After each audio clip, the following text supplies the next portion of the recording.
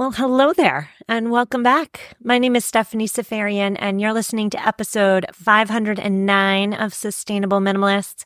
This is a listener-supported show about intentional and eco-friendly minimalist living. And on today's show, we are talking about seasonal living. Yes, but we are, of course, doing it with a twist. More specifically, my guest and I today are offering up alternatives to the commercialized, prepackaged, and overpriced ways so many of us tend to celebrate throughout the year. During all four seasons, life tends to become so loud with demands and obligations that those quiet moments, those inherently beautiful moments that may take a little bit more time or effort, but are indeed more beautiful and more lasting, those moments get pushed aside as inconsequential. And this is especially true during the month of December, isn't it? And by the way, this is not the holiday season. No. We are approaching the Winter Solstice, and my guest argues that when we follow our intuition, as opposed to following the flashy, bright, store-bought ways to celebrate, we will naturally, as in, with nature's help, get back to a place of connection with others, connection with ourselves, connection with nature, and with traditions we cannot live without. My guest today is Bailey Van Tassel. She is a garden influencer. I love it. And she has a new book coming out soon.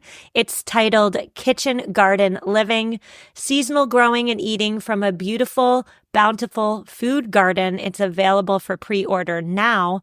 Bailey, so thrilled to have you on the show. How are you? I'm doing well. Thank you so much for having me. I'm absolutely honored to be here.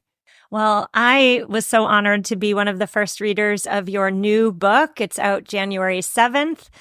It's all about growing, eating, celebrating, all things gardening. And it was lovely. What great pictures. Tell us who you are, what you do, and how you found yourself interested in gardening. First of all, thank you so much for reading the book and getting a hold of the advanced copy. It's so fun to get to chat about it with someone.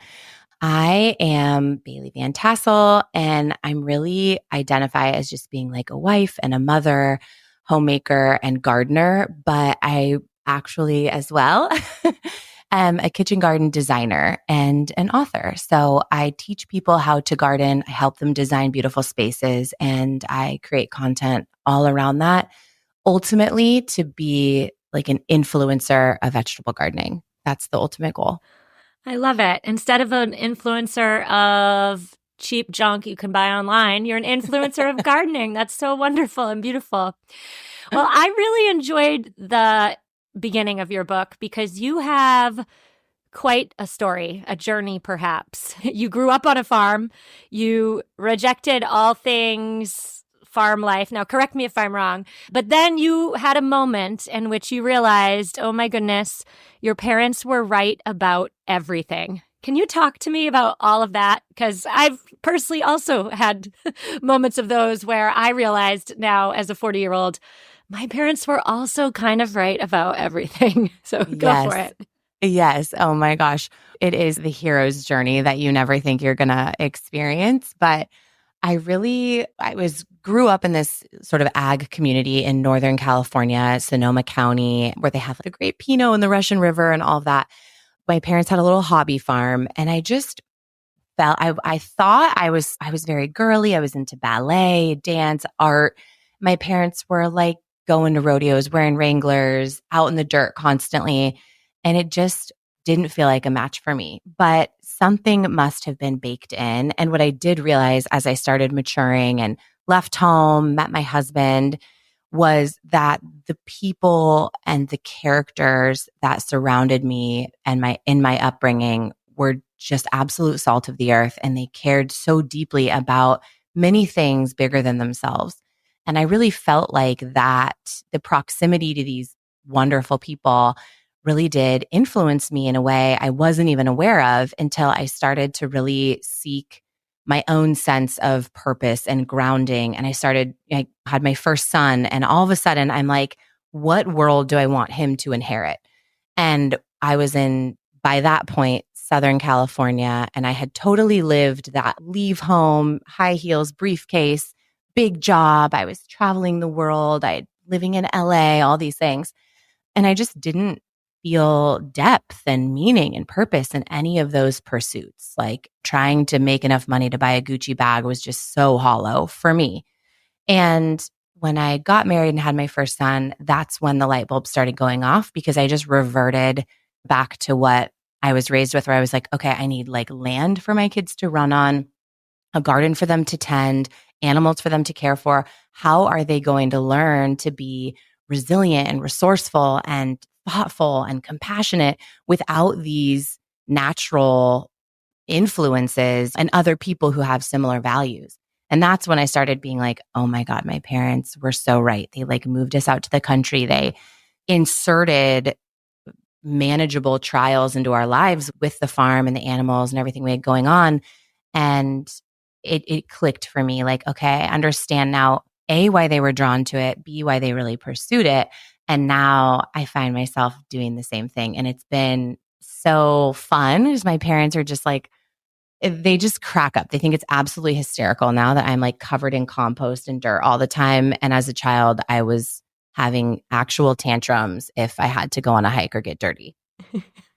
As I was reading your book, I was thinking about my own children and the environment that I want to raise them in. My husband and I, we were living in downtown Boston.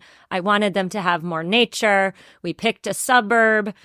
And while the suburb is lovely, it's gorgeous, a lot of natural beauty, let's say, it is still a suburb. And I do worry that it is a sterile environment of some sorts, contrived. It's not wild, let's put it that way. And so we are going to talk about seasonal living, but I just was really drawn to this part of the book when you wrote that, quote, you raise your kids in your own backyard. That really spoke to me. Can you explain what that means to you? Yeah. So I was really struggling before we even had kids with the idea of living in the suburbs. And my husband, with his work, it just felt this is the foregone conclusion. We're going to stay in this very sort of sterile suburban atmosphere, and I have to bloom where I'm planted.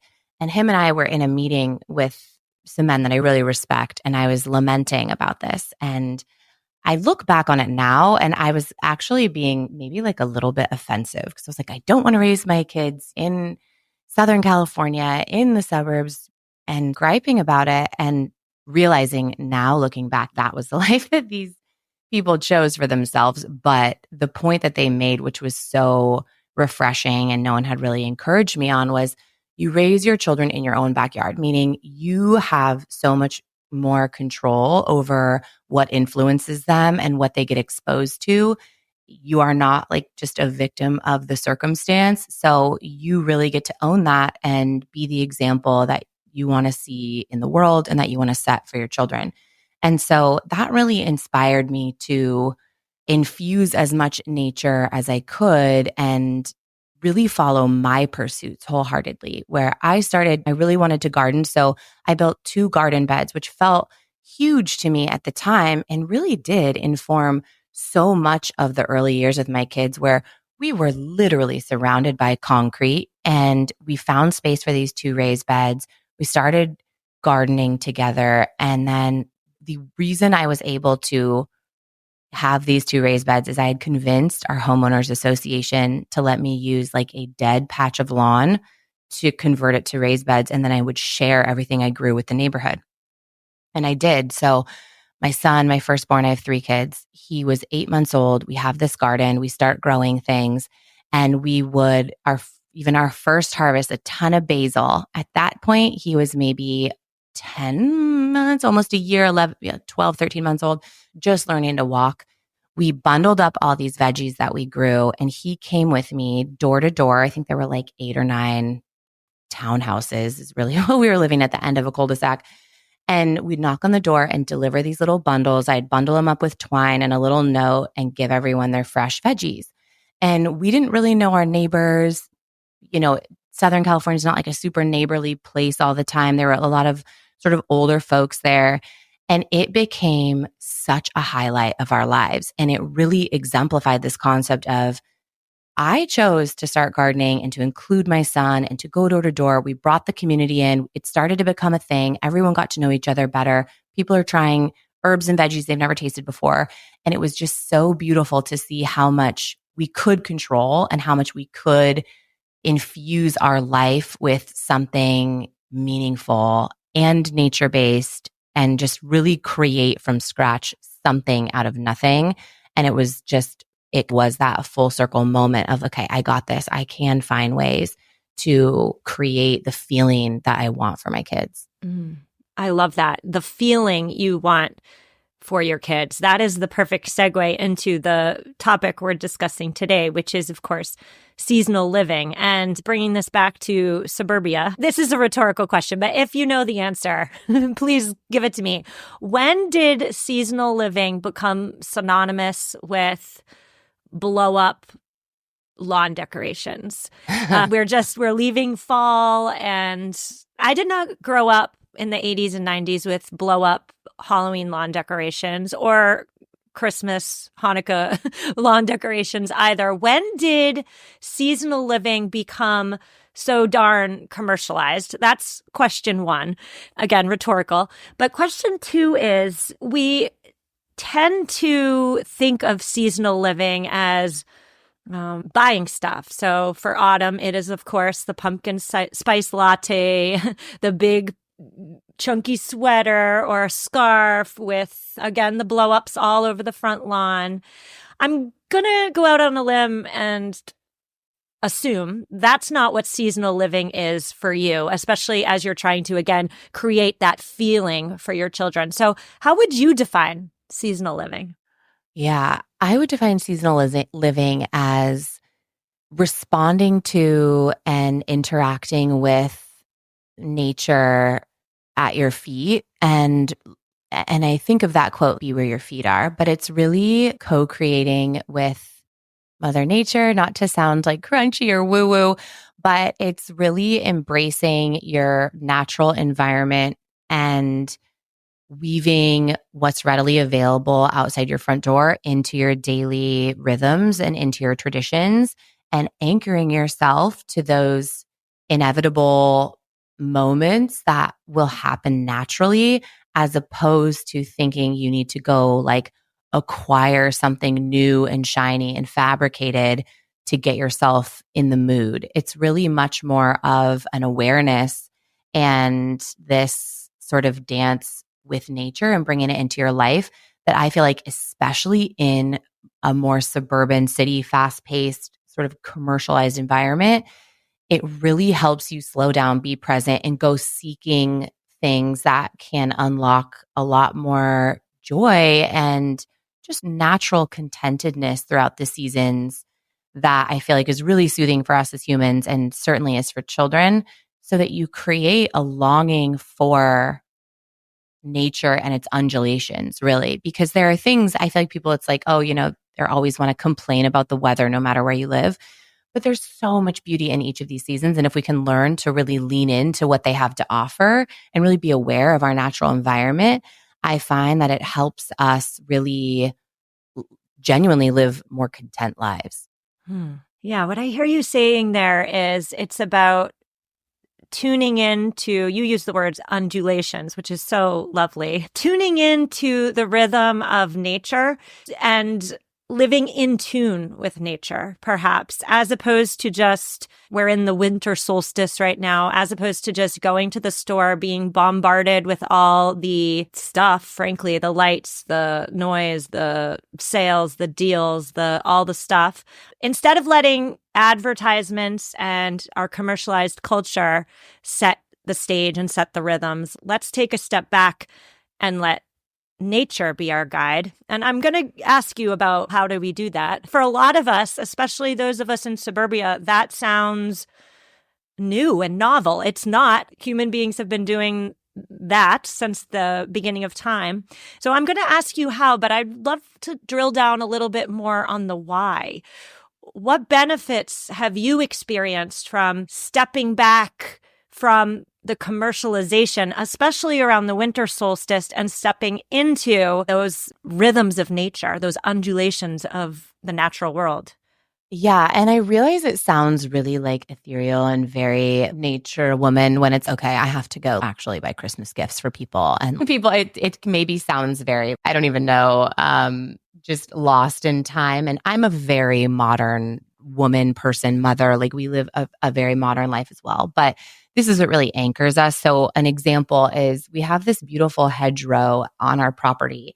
And it's not like when the pumpkin spice latte hits Starbucks that it's autumn, and it's not when the peppermint mocha is available that it's winter. It's like when the goldenrod shifts to juniper berries. It's when you start to see all of the leaves fall from the trees. And it's really, we are so driven if we would allow ourselves by, for example, our circadian rhythms and the way the sunlight impacts our lives. If we allow that to drive us and influence us and be really at peace, I find that it helps us set a tone for the pace of our days and really give up the guilt and the hustle and bustle and all the chaos when we have a plan that sort of mimics nature. So how I do this, and I guess to answer your first question, why I do this is I feel like the pace of nature really complements actually our modern lives. So if we're in winter right now, it's really a slow season, but there's a lot going on with all of the holidays. And it's really helping us to actually physically slow down, even if we don't want to. It's a time for planning. It's a time for storing. It's a time for preparing. And the more we allow ourselves to live in that, there's even less light for us to achieve all of the things we think we need to achieve. I believe that really aligning ourselves with that natural pace helps us as humans, for lack of a better term, just calm down. And the facts about anxiety in not only children, but women, who I think it's something like 90% of modern women today experience a high level of anxiety. And so it's literally to combat that. And gardening in itself, as a very small sort of subsection of nature, getting your hands in the dirt actually releases serotonin. So there's all of this like science and biology that also comes into play when you're outside and you're enjoying the seasons and nature and gardening and plants. And I think we are really drawn to that. We just don't always allow ourselves to let that be enough. For example, each season, I feel like it's really common for people to put like wreaths up on their doors. And so that's a great way, whether it's winter, spring, autumn, to go out and forage for something in the woods or in a park or in nature. Even if we used to have to drive like 45 minutes to go somewhere where I could like forage. It wasn't like a park where it felt like I was stealing from the city.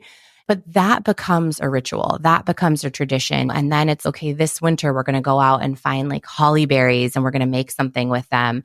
And that becomes the anchor that I feel like just slows everyone down. It creates some intentionality and it really infuses your life with some texture that in this day and age is in some places a little bit unusual, but I feel like really helps my kids refocus so they're not just sitting inside circling toys in the Amazon catalog. Like, let's go make something out of the fall leaves and let's go make tracks in the snow.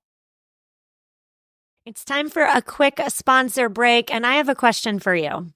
Have you ever heard something on a podcast and thought, oh, I got to write that down, but then you miss it because pausing and rewinding is such a hassle? Well, don't worry, I have you covered. I am obsessed these days with this amazing app called ChatPods. Whenever a quote catches my ear, I just tap a button on ChatPods and it will instantly transcribe and save the moment for me to revisit later. This is how I listen to my favorite shows, and I would love it for you to try it with my show. I've linked to ChatPods in this week's show notes, so you can click on the hyperlink there. Whether you're commuting, working out, or just on the go, ChatPods lets you capture and summarize key takeaways effortlessly. Download Chat Pods directly from the App Store or Google Play, or click on the hyperlink in this week's show notes and use it to listen to this podcast, Sustainable Minimalists, today. I love that, especially with regard to having routines, rituals, perhaps every single year, making the wreath with your children by foraging the plant material.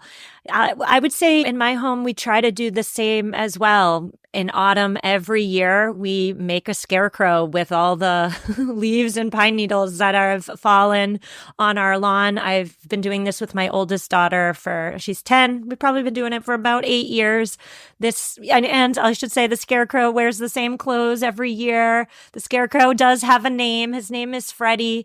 So I think what I hear you saying there, Bailey, is that we can enjoy the seasons without going full on into the commercialization piece. I'm going to keep ragging on these blow up things because I really do hate them. That's just a personal opinion. But instead of the ritual being going to Home Depot and buying a new blow up, maybe the ritual is going in your backyard and foraging those holly berries or whatever it could be for you. Like, we can still enjoy the seasons without buying into the hoopla.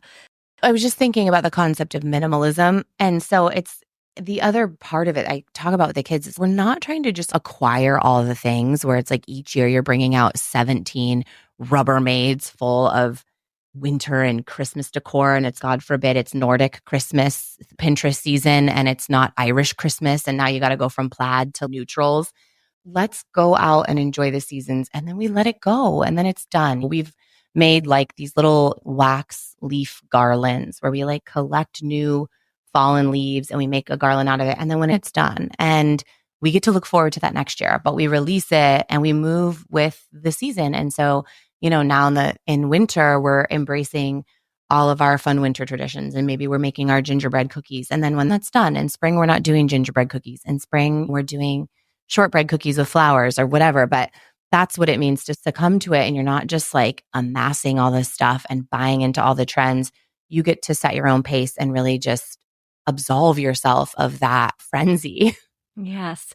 Well, you mentioned the frenzy, and I have to ask you, I'm thinking to myself, we're in the midst of the holiday season. There is a frantic feeling that's associated with the holidays, especially during the month of December. We can't, or at least I can't, completely exit the frenzy. I do have 2 children and I don't want to be a Grinch, but I do want to live seasonally, live more authentically. And for me personally, that's not about going headfirst into the frenzy. Do you have any thoughts on marrying a desire to be festive, a desire to perhaps make holiday magic for our children, but also not get swept up in the holiday craze?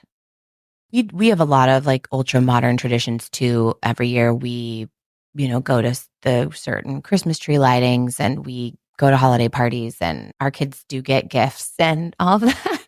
And they're not always handmade. We will totally. I remember last year we were like, my son only really wanted this Ninja Turtle blaster Nerf gun. And we were like, I don't even want to do Nerf guns. He's like set on this whole thing. It was like this whole thing. And my husband's like going to Walmart 2 days before Christmas. And there are moments when we are very just cringy normal in that regard. But I would say something that I feel like really turns the tide and gives an exhale amongst the chaos is when we invite our kids in to really give. And you don't need to like adopt a family for Christmas, but this year we're making vanilla extract for everyone as gifts. And it's really that moment of how can we be a light for others and learning to recognize that feeling in ourselves of how good it feels to give and be in community and do something for someone else and see their eyes light up, and finding cool opportunities to be in that spirit of the season, which is totally a grumble moment. I feel like for a lot of kids where it's like they don't want to give presents to other people or they're just not fully feeling it. But we get to set the tone with our enthusiasm and our example and really let that be a part of what we do. So, handmade or hand cooked ish, whatever gifts for people tend to be something that we lean into so that the kids get to experience the joy of creating and giving and being resourceful and adding your seasonal touches to it. And I find that is a fun way to bring things back to center. And also, I feel like those are really touching examples for your neighbors and friends. And as you are bringing hostess gifts and things like that, people absolutely feel that you've taken time out to do something special for them. And I feel like that's one way to turn the tables on the chaos season. And a couple other things we do just top of my head, depending on I choose like a big thick book to start like mid-fall to get us through winter that I read aloud to the kids or with the kids, like as they're learning to read. And that becomes a great anchor as well. I feel like we get super exhausted and the sun's going down and everyone's just like worn by the end of the day. But if we can make those moments really craveable, and I'm so obsessed with this idea because I do this for myself even when I'm like, oh my gosh, I have to fold 7 baskets of laundry. I try to make it craveable. So at the end of our days in the winter season, when it's darker and colder, it's like we're lighting the fire, we're getting our book out, everyone's getting bone broth hot chocolate, we're in our jammies. You can just stay up 5 minutes later than normal and we're going to read our book. And we just make it something that everybody craves, and that really slows everything down and becomes a great way to transition us through the day, gives us something to look forward to that isn't so chaotic. That you just painted such a beautiful picture in my mind of you all in your jammies with your hot cocoa around the fire, the great book. And that speaks to me because for me, the winter solstice is always naturally just about hibernating, I want to say. That might not be the best word, but it's about slowing down, recentering, perhaps even after the craze of the holidays. I mean, a lot of us tend to just tire ourselves out in December. So January becomes about rest, right? Because we did way too much in December. But for me, generally, the winter is about embracing a slower way of life, perhaps, and recentering myself around my family. I do still like to get outdoors, so that's why I say perhaps hibernating is not the best word. But do you have any other suggestions for living seasonally during the winter solstice in particular? So winter solstice, I feel like really is while we're resting, it's actually planning and preparing. So it's a really cerebral time of the year, especially for gardeners, because as soon as that soil is able to be worked, we are going to want to be outside. So as soon as spring even winks at us, we are going to be starting to get really busy. So winter is really such a good time to start thinking about what are the goals for my garden? What do I want to be planting, sowing, harvesting deep into the season? Like we're really projecting forward and into how do I set myself up next year for success? And how organizing your seeds, getting your tools clean. It's that puttering and planning that I feel like gives winter a lot of purpose, because if you prepare well, then spring is going to go really smooth and it allows for a lot more abundance during that coming season. So I find that is a really great way to add a little bit of activity into the slower season while you have the time. So you're not just like on your heels as you move into a faster pace when spring comes. Some other things we're just doing so much cooking and baking and souping in the winter. And I feel like that's also a really lovely thing to really sink into, is really having especially my kids in the kitchen with me a lot. I feel like winter's really like they're easy, cozy meals to have them helping out with, and really continuing to have some of that like sensory element at play where they're really hands-on still because they are inside a lot more. But I also agree with you. They say there's no bad weather, just bad clothing or something like that, where it's get bundled, get outside and enjoy that cold element too, which is really therapeutic for us, especially to get outside when there's daylight in the winter is so good for us health-wise. Mm-hmm. Yeah, you mentioned doing a lot of cooking in the winter, and that made me think, yeah, I just naturally do an awful lot of cooking in the winter, more than normal. I stock my deep freezer during the winter months. A big reason is because my house is cold and turning on the oven is a great way to heat it up a little. But as I'm thinking about moving into spring, or if we want to be a little bit more specific, the spring equinox, that's, first of all, my favorite season. And people think I'm crazy because here in New England, it's a muddy mess until April.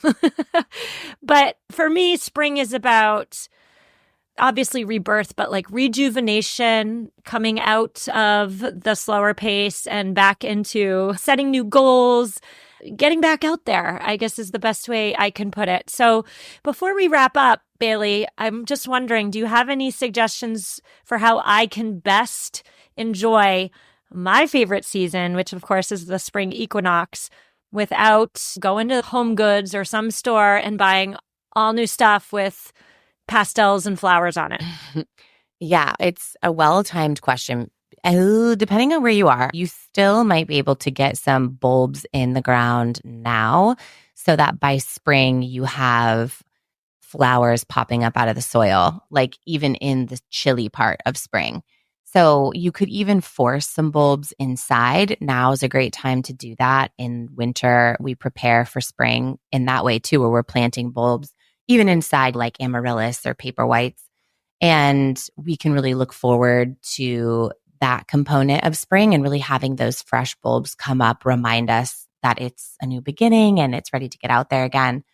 There are a lot of like early harvestables too. I'm just thinking about like the shift in seasons is the shift in our sort of culinary palate too. So now you're going to start really eating a lot more of those carrots and tender greens and getting to do, like onions. You can get some early onions and early potatoes out where you can really start to pull things up out of the earth if you've overwintered them and start to just introduce nature more in that way. I actually love this trend, especially for spring, as there is more natural color, bringing flowers inside and then adding veggies or like kale to your flower arrangements.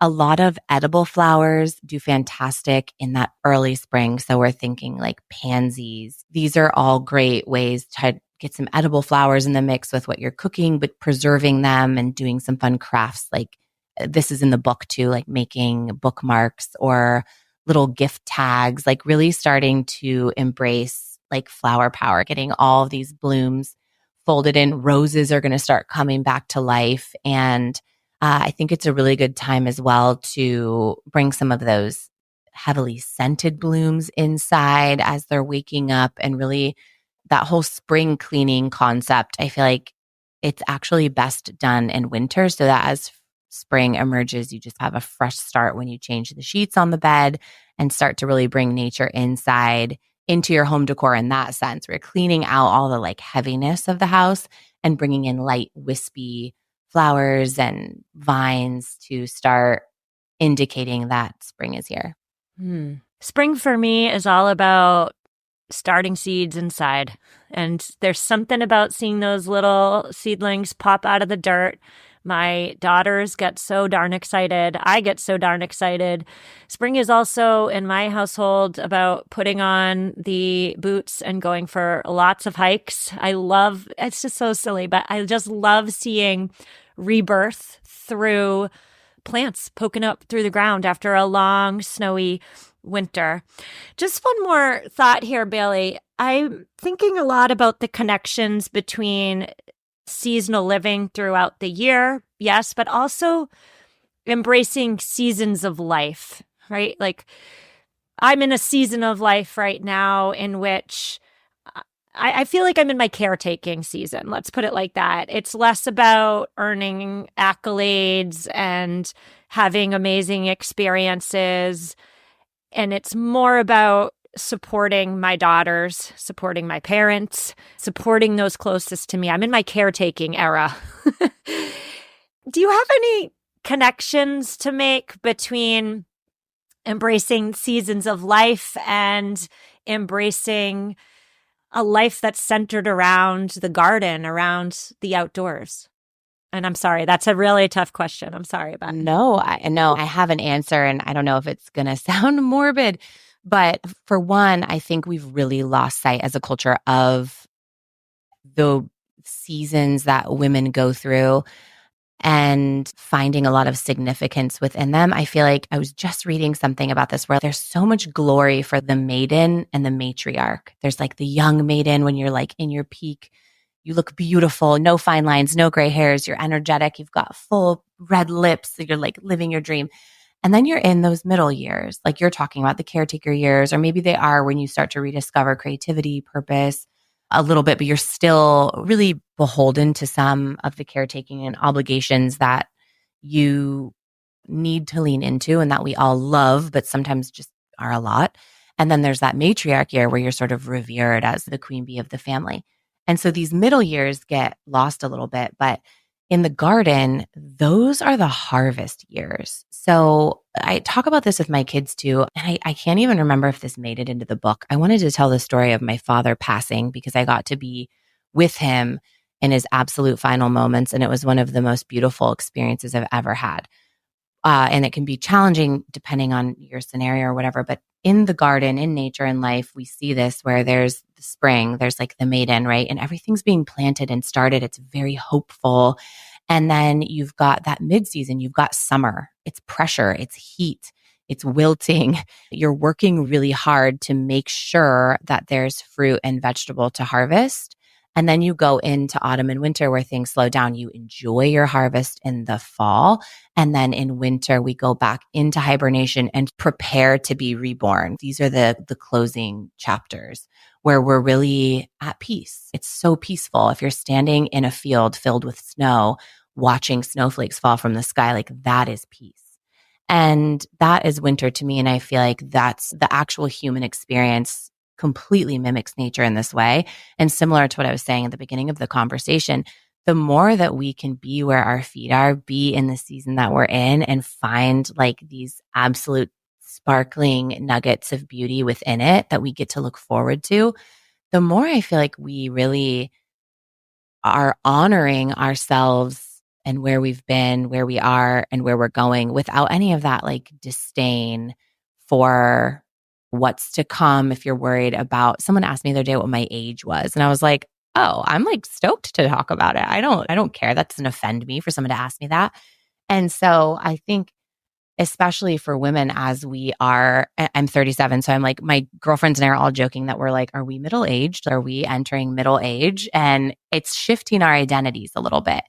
But I think that it's cool because I'm seeing all of us step into this new role, especially as mothers, where we're not in like the baby tiny stage anymore. We actually get to we're really starting to set the example for our children of what it looks like to be a happy adult, because now they're recording, now they're developing memories. Like you've nurtured them and taken care of them through the seasons where like they're even remembering what's going on. That's all going to be baked in on instinct. But now we're really showing them what it looks like to live present and life that we're really proud of. And I feel like it's a hard working season. It's the summer of our lives where we're really expending a lot of energy because we know we're going to reap the benefit of the harvest one season forward. I really appreciate that answer, Bailey. And I'm thinking when you're in, let's just say, the summer, it does nobody any good to wish that it was spring, let's say, or wish it was something other than right exactly where you are right now. And I'm extrapolating out and thinking about my life. I turned 40 this year, and I had a lot of big feelings about that. But this is where I am. This is where my feet are. There's no sense in thinking about or trying to bring back my glory days because I'm here now. And just as every season has a purpose within a year, every season of life also has a purpose and beauty to embrace. I think that's what I hear you saying, and I love it. And I'm going to think about that the next time a new wrinkle pops up. Yes, there are two more things I want to say. One, my mom set a really good example of this where she was really good at making, like adding magic into everything we did. So even if it was like, I look back on it now and I think about how busy you can be where I had ballet recitals and school obligations, and then we had family and we had holiday and like all the chaos we're talking about. And she really did a good job of adding really fun, magical elements into each of those things where I never felt like she was discontent in the season that she was in because she was really like making the most of it. And that's just who she is as a person. I remember when I was little, like the lights, like the power would go out and she would like light the candles and make a picnic in the living room. And like, she's just very good at that. But I feel like we need to learn how to do that in these more seasonal moments, tying that to age and beauty and all of that, like finding ways to earmark these milestones with excitement. But the other thing I wanted to mention, because I just had this memory, I was in a Starbucks 15 years ago, and I saw this woman standing in line with her two kids, and she was holding one of the kids in her arms. And when your kids are like sitting in your arms and they're looking at you and you're having like a snuggle, but you're holding them, she's just waiting in line and you're having a chat. And it was probably like, I would say a 3-year-old little boy that she was holding. And the boy grabs her face like with both of his hands and says, "Mama, you're so beautiful." And she says, "Thank you, baby. I feel beautiful." And I was like, oh my gosh, what a sweet moment. As the woman proceeds through the line, she turns her head just naturally. And a full side of her face is covered in what looks like scars from a burn. Like really shocking to see, to be totally honest. And I will never forget the moment because she looked so confident, so radiant, so unaffected by that. And her son didn't even see it. Like he felt like she was so beautiful. And I feel like walking through each season of our life with that sort of embracing of who we are and where we're at allows everyone around us to recognize beauty in that sort of confidence and self-awareness and assuredness and self-acceptance, really.